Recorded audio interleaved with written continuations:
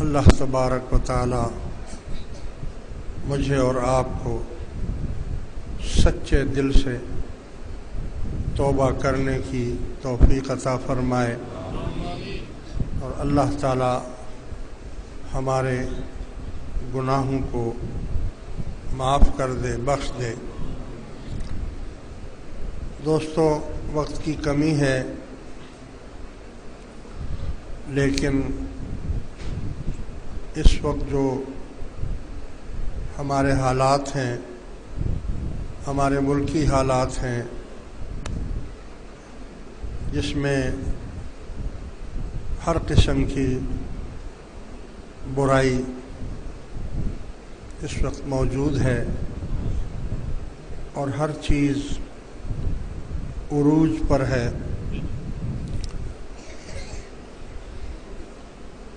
چاہے وہ دہشت گردی کا مسئلہ ہو،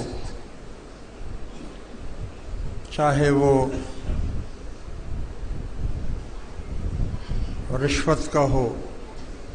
کرپشن کا ہو، چاہے وہ گیس، بجلی، پانی، پیٹرول کی جو ہم پر اس وقت مصیبتیں شامل ہیں، یہاں تک کہ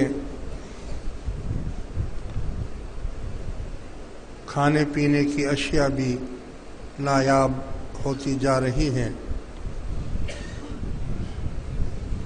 مہنگائی اتنے عروج پر پہنچ گئی ہے کہ امیر امیر تر ہوتا جا رہا ہے اور غریب غریب سے تر ہوتا جا رہا ہے۔ ہر مصیبت، ہر معاملہ غریبوں ہی کے لیے ہے، مگر یہ بھی حقیقت ہے کہ دین اسلام کو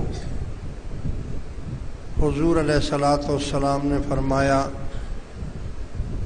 کہ دین کو، اسلام کو غریبوں سے ہی تقویت ملی ہے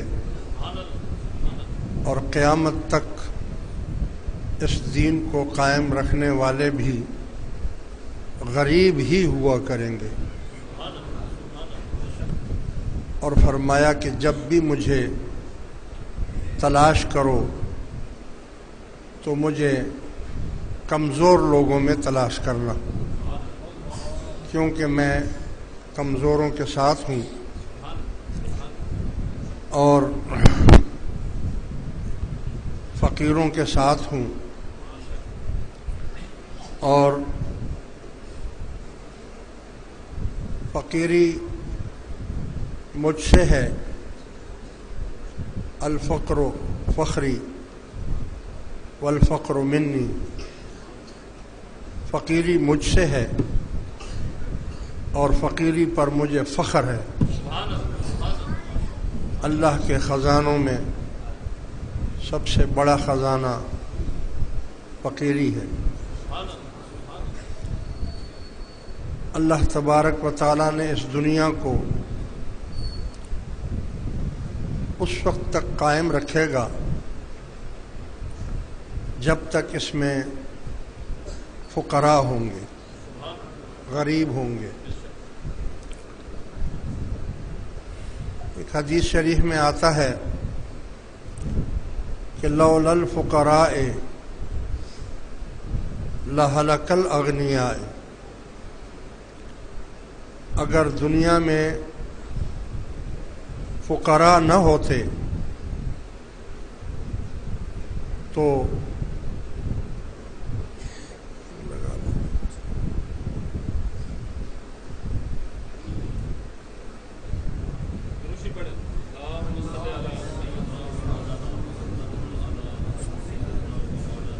اگر فقراء نہ ہوتے تو دنیا میں غنی ہلاک ہو جاتے، اغنیا، امیر جو ہیں وہ ہلاک ہو جاتے ہیں۔ ایک اور حدیث میں فرمایا کہ لولا الفقراء برس الاغنیاء، اگر فقراء نہ ہوتے تو غنی لوگ جتنے بھی ہیں ان کو برس کی بیماری ہو جاتی، برس میں مبتلا ہو جاتے۔ اللہ تبارک و تعالی جو روزی بھیجتا ہے یہ فقراء کے لیے بھیجتا ہے، مگر جس طرح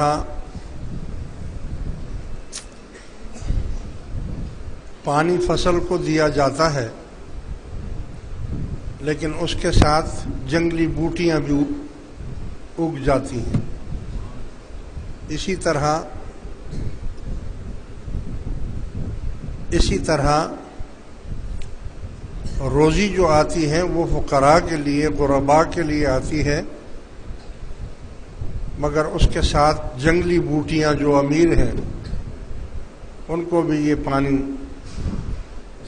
ملتا رہتا ہے اور انہی کی وجہ سے ان کو روزی ملتی ہے۔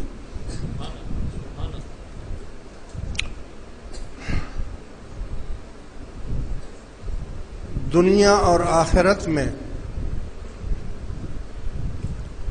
سب سے بڑی کامیابی اللہ تعالیٰ کا راضی ہونا ہے، اور دنیا اور آخرت میں سب سے زیادہ بدبختی اور خسارہ اللہ تعالیٰ کی ناراضگی میں ہے۔ اور جب اللہ تعالیٰ ناراض ہوتا ہے تو اللہ تعالیٰ فرماتا ہے کہ میں اس قوم پر عذاب نازل کر دیتا ہوں۔ عذاب کے کئی شکلیں ہیں، مگر یہاں پر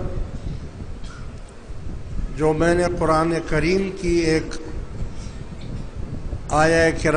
کریمہ آپ کے سامنے تلاوت کی ہے، اس میں اللہ تبارک و تعالی بندوں کو آگاہ کر رہا ہے اور بتا رہا ہے کہ دیکھو میں نے تم سے پہلے کی امتوں پر کس کس قسم کے عذاب نازل کیے، اگر تم نافرمانی کرو گے اور توبہ نہیں کرو گے، تکبر کو نہیں چھوڑو گے، تو میرے عذاب کے کئی نمونے ہیں، میں تمہیں عذاب میں داخل کر دوں گا۔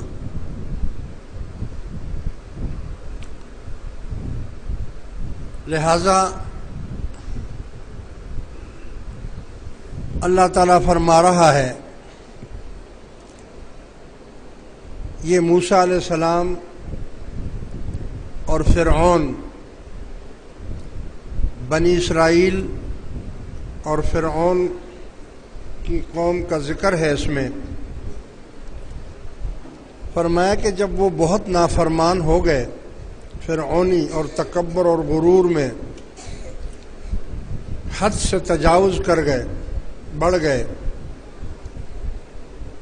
فَأَرْسَلْنَا عَلَيْهِمُ الطُّوفَانَ، تو بھیجا ہم نے ان پر طوفان، ایسا طوفان آیا کہ آسمان سے بارش برسنے لگی اور زمین سے پانی ابلنے لگا،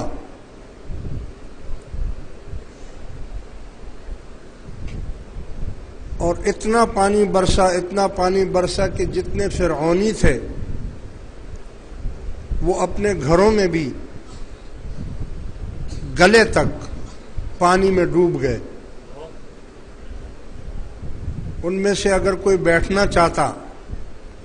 تو بیٹھ نہیں سکتا تھا، بہت زیادہ مشکلات میں پھنس گئے۔ مفسرین کرام نے لکھا ہے کہ اللہ کی شان دیکھو کہ فرعونیوں کے گھر اور زمین